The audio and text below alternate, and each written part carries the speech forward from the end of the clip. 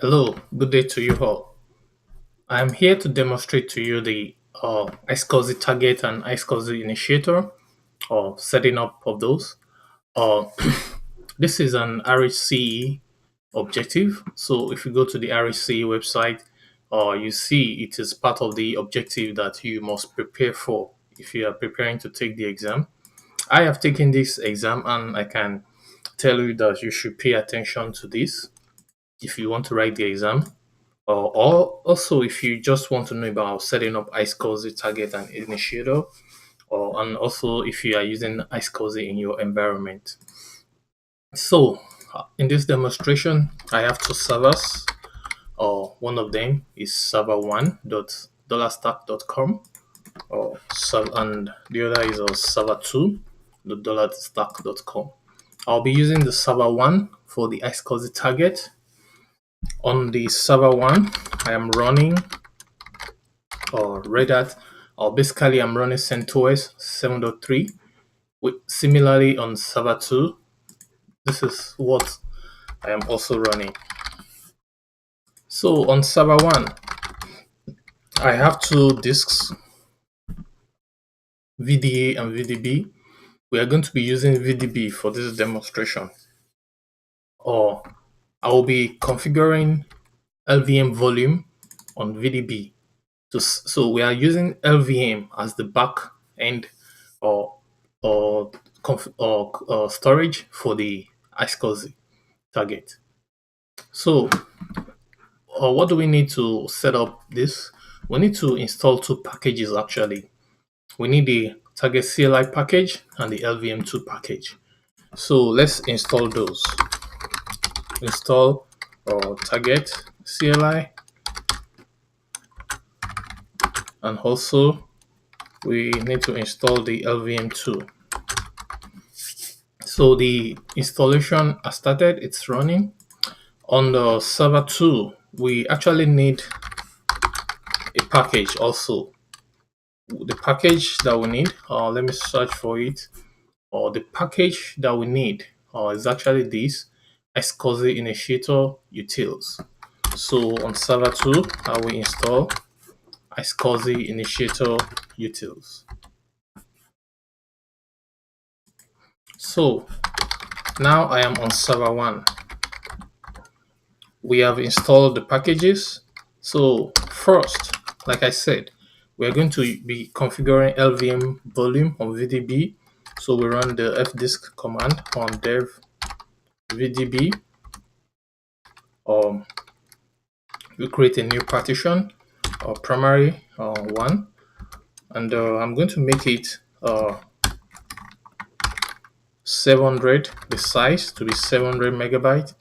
Also, I will change the type to be Linux LVM. So I will put the type as 8E. So like you see, the type has been changed to Linux LVM. So I will write and quit. I will run the paths probe so that the system can detect the changes, or clear to get some space. So first thing I need to create the physical volume. I will create a physical volume on dev VDB1. So it says successfully created. I will create a volume group. I will call the volume group VG0. I will create it on VDB 1. It said the volume group successfully created. I will create my LVM volume. The name, I will give it VG0. The size, I will give it a size of 500, and I will specify that it should be on the volume group 0. Oh, sorry.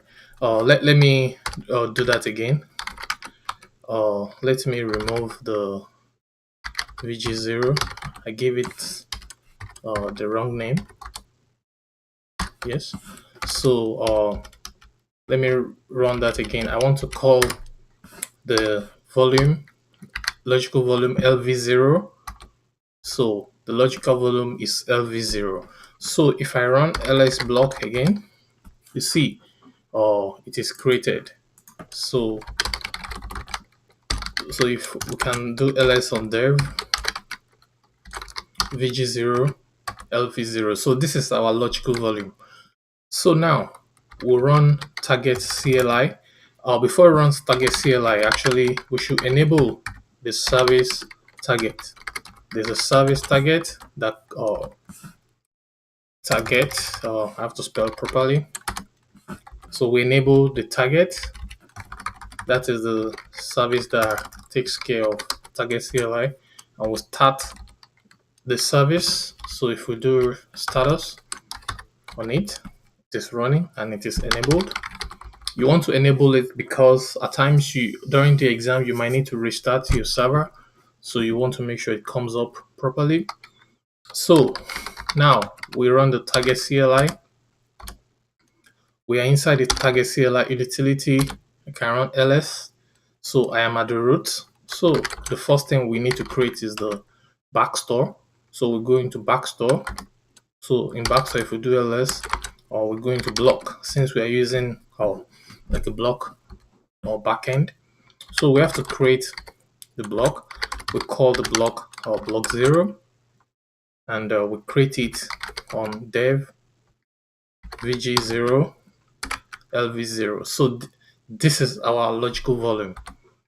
So it says created. Next, we have to go into, let's go back to the roots of the target CLI. Next, we can create we can run ls to get a sense of where we are. We go into ISCSI. So here we need to create our IQN. So IQN dot 2017. So this is the format of how IQNs are created. com dot $stack colon server1. So this is the IQN of our target. So immediately we created the IQN. You see some things were created for us, or the target was created. You see, also the portal was created, and it says the portal is listening on all IPs on port 3260. At times, it started the portal for us, but at times we might need to create the portal ourselves. So let's go back to the root. We can run ls. So we have to go into our target. So we do cd into ISCSI or into the IQN. So inside the IQN, we can run ls. This is inside the target. So we go into target 1. So if we run ls, one of the first thing we have to create is the ACL, the access control. The access control basically is the names for the servers that we allow to connect to this target. So we do create, and we want to allow server 2. So we have to add the IQN of server 2. So create IQN dot 2017 1 dot com dot $stack. So this IQN times is like you are reversing your domain name and basically the server name. So you see, we created the node access control. So this IQN must match the ISCSI name for server 2. So we've created the ACL. Let's go out of that one step. What we need to create is the LON, which is the logical unit. So we do an ls.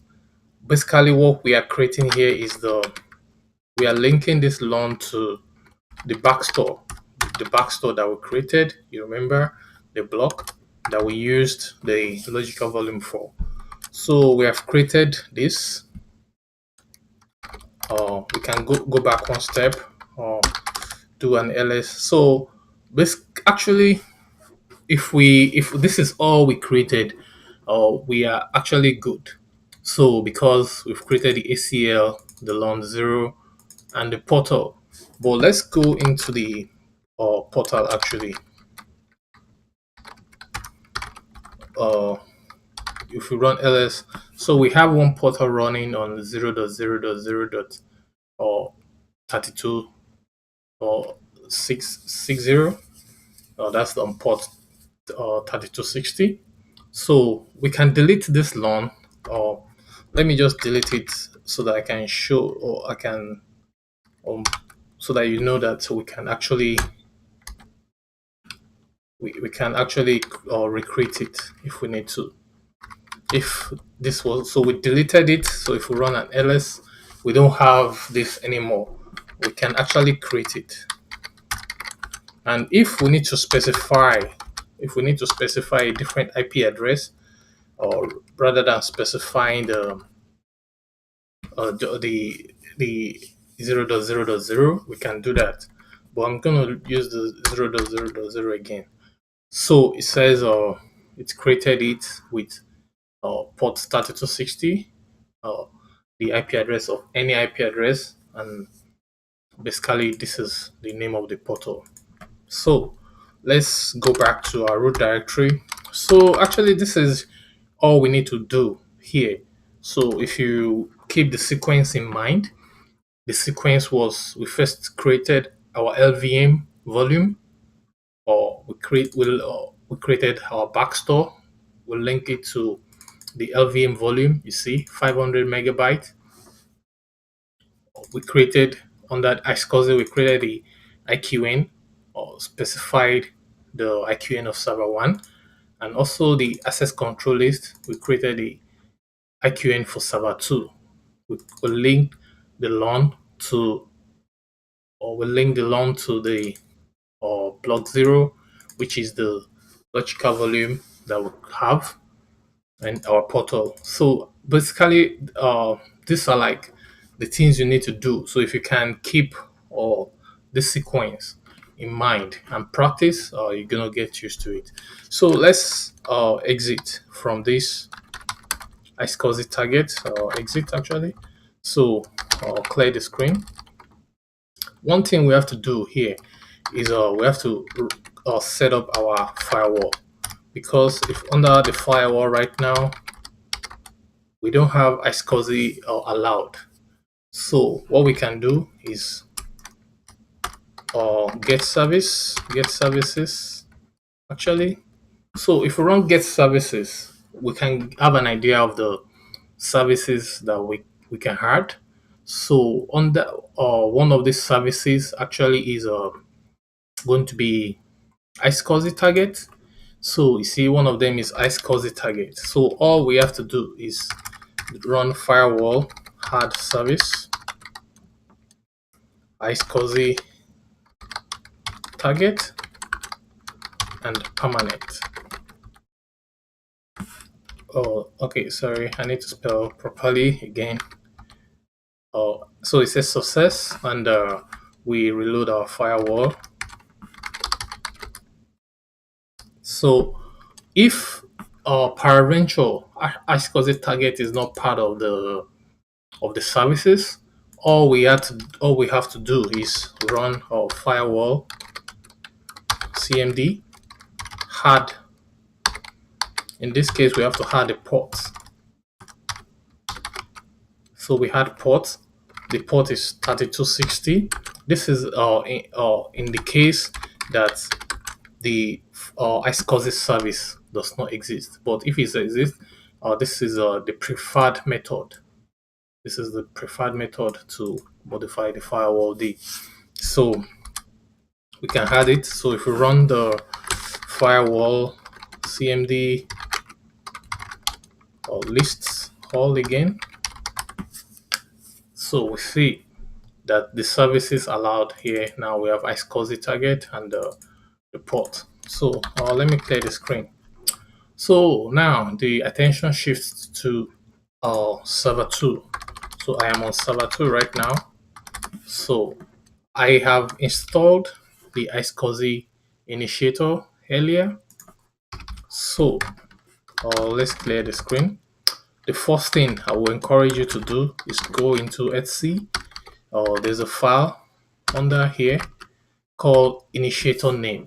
So you see the name of the file is etc iscsi initiator name .iscsi. You want to modify this file.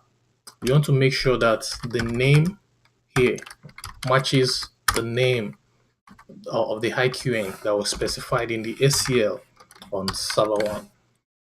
So this is our dollar stack. That's our domain, and the name is server 2. So now we have modified the ISCSI name to match what the ACL was on server 1. So all we have to do systemctl enable ISCSI D. There's actually a service called ISCSI D. We'll enable it and we start it. You should keep in mind that you should modify the name on ISCSI initiator before you start this service, because this service will pick up whatever name you have here. But in case you didn't do that, you will need to restart the service. So what do we have to do next? So what we have to do now is to log in. Basically, first of all, we have to discover the available ISCSI target. So the IP address on my server 1 is 1.10. I don't have the DNS set up, but actually one of the things that you might consider setting up is the DNS, which is not a big deal. We can put our IP address and the IP address of server 1.10. That's a server 2.stack.com, and we can actually do the same for this server that we are on, which is 1.6. This is actually this is for server 2. This is for server 1. So setting up the DNS might be important, so make sure you take care of that. But we can also just work with the IP address. So let us let me just complete this DNS setup. Let me copy both of these to my server 1, just for the sake of completeness. But if you have a DNS server, you might not have to worry. On the exam, well, in my case, there was a DNS setup already. So what do we need to do? So actually, for this part, we can actually look at the ISCSI admin man page, which I think I will recommend, because it might not be a very easy task to remember the command that we about to run. So we can look at the man page. This is what I had to do in the exam, because I was not able to put this command in, like, maybe put it in my head. So but we can look at the man page for ISCSI admin, and towards the bottom of the page you see this command. It says discover targets at the given IP address. Basically, we can copy this or paste it. So yeah, the IP address coincidentally matches our server 1, which is 1.10. So if you can remember this command, I will encourage you to do that. But if you can, look to the man page for it. So we run this command basically to discover or the ISCSI target available on 1.10, and we see it discovered it on port 3260. So the next thing we need to do is to log in into this target. So basically, we can use the man page again. The command is the the login. So ISCSI. So basically, we'll run this, and we'll modify this command on the and we'll log in. So basically, let's first of all paste this. Uh, we need to modify this. Our IP is 1.10. That is the portal, and the target. The target name is the IQN that was specified. That is the IQN 2017-01.com. Stack column server 1. So we are ready to log in. So it says logging in to the target on this portal, and we are successful. So we have successfully logged in into the portal, and we can run the ls block command on this server. So now you see on the server 2 we have SDA. This SDA was not here before, so now we have it. So which is 500 megabytes. You remember that we created a 500 megabyte partition that we configured as our LVM volume. Actually, the LVM volume, the partition was 700 megabytes, so we created a LVM volume of 500 megabytes on it. So let's, what do we need to do now? We can actually run fdisk on this SDA. We create a partition on it, or want to run a new partition, primary, the first one, so we can use, let's say, let me use 300 megabytes of the size. So if we print again, we have a new partition on SDA1, right? And I'll run path probe. So if I run my ls block again, you see now we have a partition SDA1 under SDA.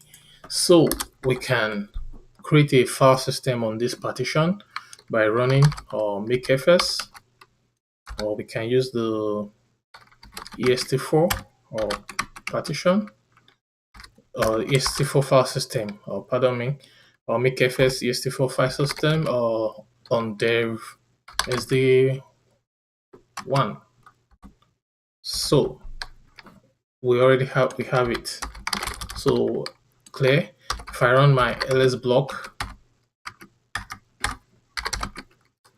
and run it with an option F, you see on the SDA1 we have a new partition or file system type est4.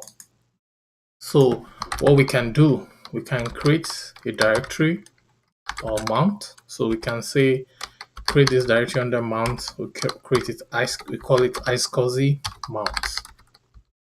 So we go in. So to permanently mount this partition, because this is what the what the objective requires, is to go into our FS tab, and what we can actually do. Okay, let's just mount it with the name. I was thinking about using the UUID, but we can just use the SDA1. We'll mount it under the ISCSI mount, the directory that we created. The type is est4. That is the file system type. We use default actually, and 00. I think Or maybe one thing that may be necessary is to use the net dev option here. So this option just indicates that this partition requires a network before it can be mounted successfully, because it is connected over the ISCSI, that is internet SCSI basically. So it requires IP networking for it to be connected. So we save, and if we run our mount dash a, you see our ISCSI target has been mounted on server 2. So uh, and if we run our df-h, see our SDA shows up here. So basically, this is what this demonstration is about. So we installed the packages that we needed, target CLI and LVM2, or we created a logical volume, on LVM on server 1. We used this logical volume as our back store for for the target. So, and we'll mount it on server 2. So if you follow this, actually, you'll be. This is what you need to do to be successful, and I hope it works for you. If you have any question, you can put it in the comment section. I hope that it helps you, and wish you success, maybe in your exam or in your learning or in your environment. So, if you have any comments or thoughts, let me know. Thank you. Bye. Take care.